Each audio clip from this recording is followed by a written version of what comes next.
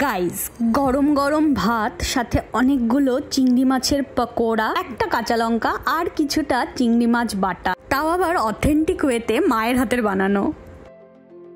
তো আমি আজকে নিয়ে চলে এসেছি মায়ের হাতের বানানো চিংড়ি মাছের পকোড়া আর চিংড়ি মাছ বাটা রেসিপি, যেমন আমি প্রমিস করেছিলাম। এই চিংড়ি মাছগুলো মা এক্ষুনি বাজার থেকে ফ্রেশ কিনে নিয়ে এসেছে। এবার খোসা ছাড়িয়ে কেটে নিচ্ছে মাছগুলো।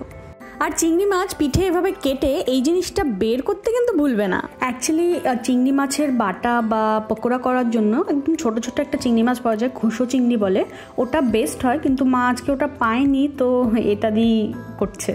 এবার মা মাছগুলো খুব ভালো করে অনেকবার ধুয়েছে, যতক্ষণ না এরকম ক্লিয়ার জল বেরিয়েছে।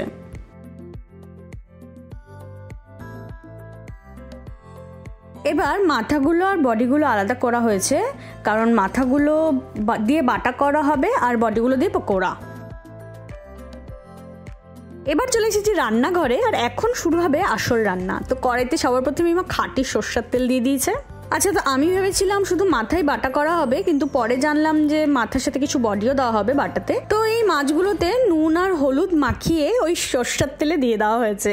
এবার এটা ভাজা হয়ে আসলে দেখো কত সুন্দর একটা কালার আসে না, অরেঞ্জিশ, আর স্মেলটা যা আসছিল না, অনেক খিদে না থাকলেও না খিদে পেয়ে যাবে। আচ্ছা, কড়া করে কিন্তু ভাজেনি, হালকা করে ভেজেছে। তারপর হালকা ভাজা হয়ে আসলে পেঁয়াজ আর লঙ্কাও দিয়ে দিয়েছে। এবার এটা কিন্তু খুব বেশি ভাজবে না, হালকা সতে করে নিয়েছে। এবার এটা উঠিয়ে নিচ্ছে। দেখো কালারটা কি সুন্দর লাগছে না, দিনের আলোতে পুরো কালারফুল লাগছে। এবার এটাকে চাইলে মিক্সিতেও ঘুরিয়ে নেওয়া যেতে পারে, সাথে একটু রসুন দিয়ে নিতে হবে, কিন্তু মা মিক্সিতে করবে না বলেছিল, পাটায় বেটেছে মা, কারণ মার হিসেবে পাটায় বাটলে নাকি বেশি টেস্ট হয়।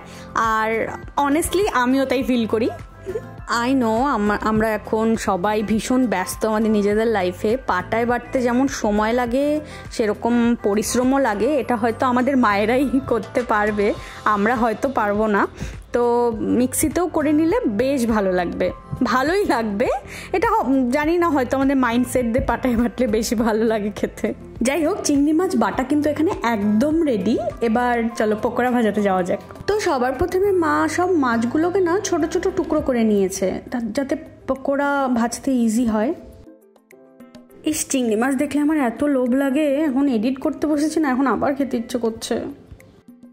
যাই হোক, এবার এর মধ্যে দেব পেঁয়াজ কুচি, যেটা মা খুব কুচি কুচি করে কেটে রেখেছে, আর দেব লঙ্কা, এটাও মা খুব ছোটো ছোটো করে কেটে নিয়েছিল। এবার এর মধ্যে দেব চালের গুঁড়ো আর সুজি। বেসন ইউজ করেনি মা, কারণ মা বলছিল যে বেসন ইউজ করলে নাকি খুব একটা ক্রিস্পি হয় না, তো চালের গুঁড়ো আর সুজি ইউজ করলে ক্রিস্পি হয়। তো এর মধ্যে আরও দিয়েছিল হলুদ গুঁড়ো, নুন। এবার একটু একটু করে জল দিয়ে ব্যাটার টাইপের বানিয়ে নিয়েছে।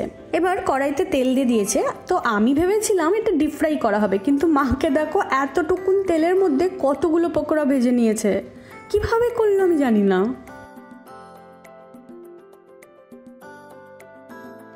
এরকম লাল লাল হয়ে গেলে তুলে নিতে হবে। তো মাকে দেখলাম এভাবে তুলে কিছুক্ষণ রেখে দিয়েছিল, যাতে এক্সট্রা যে অয়েল আছে সেগুলো পড়ে যায়। তো চলো, পকোড়াও একদম রেডি। এবার আমার ভীষণ খিদে পেয়ে গেছিলো, তো আমি খেতে বসে গেছিলাম। আমার মতো এভাবে কে কে পকোড়া খাও কমেন্টে জানাবে। ভাতের সাথে পকোড়া মেখে এক কামড় লঙ্কাতে দিতে হবে, কি টেস্টি।